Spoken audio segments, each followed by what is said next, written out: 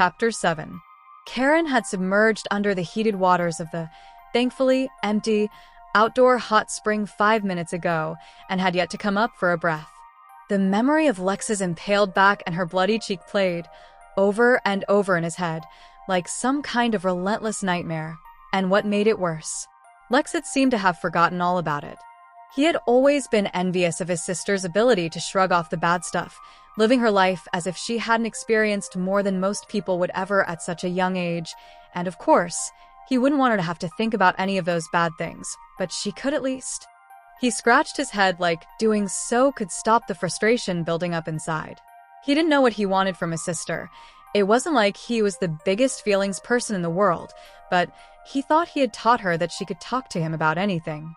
He would have ignored the sounds of the approaching person and continued to wallow in his misery if not for their footsteps having stopped so abruptly and their heartbeat picking up in speed as if surprised. Did they think he was dead or something? He almost laughed at the thought, as if he could be taken out by a bit of water. He had performed in the harshest of environments in high-stakes situations while under Drayfin's thumb.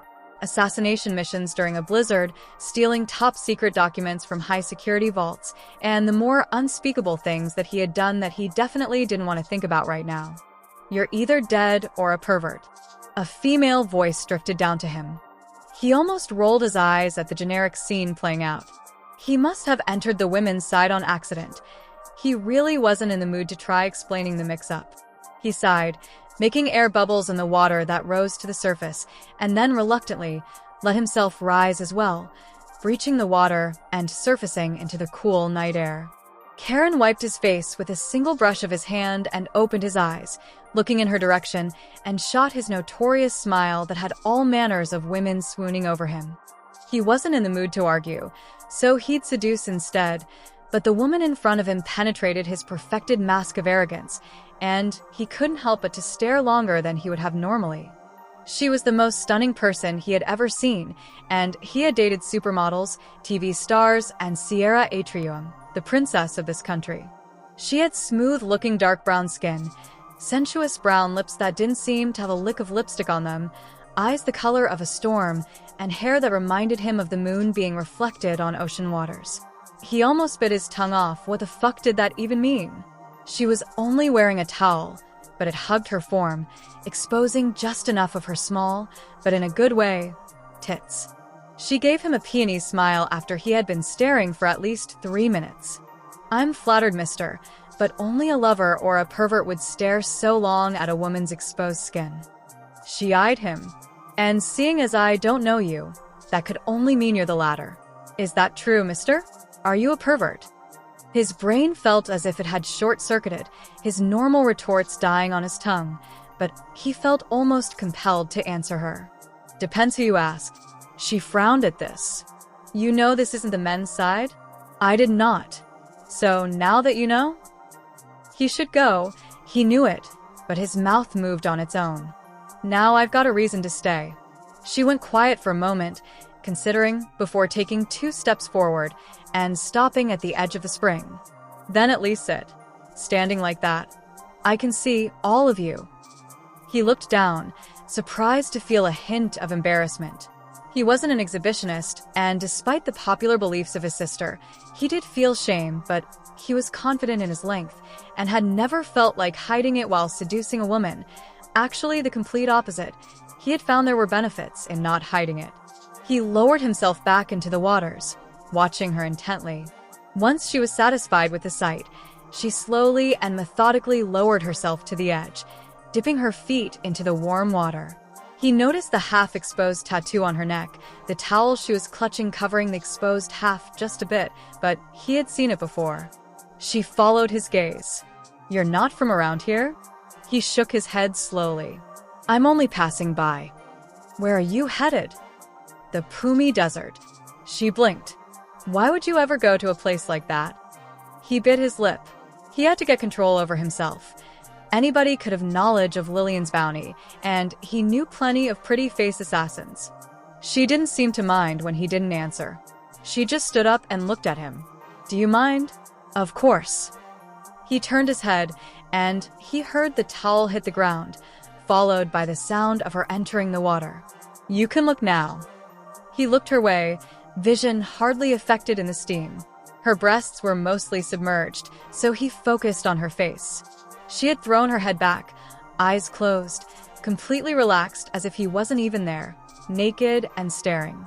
A silence spread over them, and Kaeron wasn't sure how to break it when she finally put him out his misery and spoke. So, how are you enjoying our humble little town? No complaints so far. He lied. They didn't have a nightclub or a strip club, and it was tens of miles away from the nearest swimming hole, so there wasn't anywhere for him to party, but he wanted to keep the girl talking. She smiled, a slow and soft smile. You'll change your mind. I won't be here long enough for it to be a problem. Only a day or two before I'm on the road again. What do you do? If you don't mind me asking? He thought on it before answering. I'm hired arms. Are you on a job? He didn't answer. Can you kill anybody? His eyebrow rose but asked. You need somebody dead? What if I do? Depends on how much you're willing to pay. I've got 1 million Vorks coins saved up. He considered her for a moment, as if seeing her for the first time. She was composed, but he could swear he felt the intensity in her words, and something in her eyes made her jokes seem less like jokes. Are you serious? That peony smile, that he had quickly determined to be a mask crafted just as well, if not better than his own, returned to her face. Of course not. Another silence fell upon them, but this time Kaeron was the one to break it. You're not afraid of me? Should I be? Yes. She chuckled at the confession and said, I'll keep that in mind. He liked that seemingly real laugh, and the real smile that followed, and the way she slightly crinkled her nose when she laughed. You have a nice laugh. You're too kind, she said with a smile. Anyone who doesn't think so, or doesn't think you're the most marvelous being on this planet, must be blind. Even in the heat, he could have sworn he saw her blush. If only everyone were as nice as you. I'm not being nice. She looked at him, and for the first time, she looked at him without that mask and the sadness there. He wanted, no needed, to get rid of it. You cannot fall for me, she said sternly. I know. You do. He nodded and said, You're not the first one I've seen. That mask returned as she touched her tattoo and asked, And what do you think? He shrugged. I think I can't fall for you, so I won't. She smiled at that. It was sad and quick, but it was a real smile. Hey, you want to get out of here? He asked. She examined him for a moment. Sure. If you had to compare yourself to one character from a TV show or movie, who would it be? The woman asked in front of him, back facing the way they were walking. Kaeron had left his car at the hot springs after declaring it warm enough to take a walk. He had no idea where they were going. The destination didn't really matter anyway. He had bought a big bottle of vodka from the nearby convenience store, and they had been passing it around in silence for the last 5 minutes. I don't watch anything but the news, he said frankly, taking a swig of the vodka and holding it out for her. She took it. I'd say you're the Karate Kid, she declared. Who?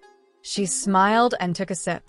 He's this kid who was being bullied, but in the face of his trials, he constantly got back up and fought back. Sounds boring to me, he said, taking back the bottle.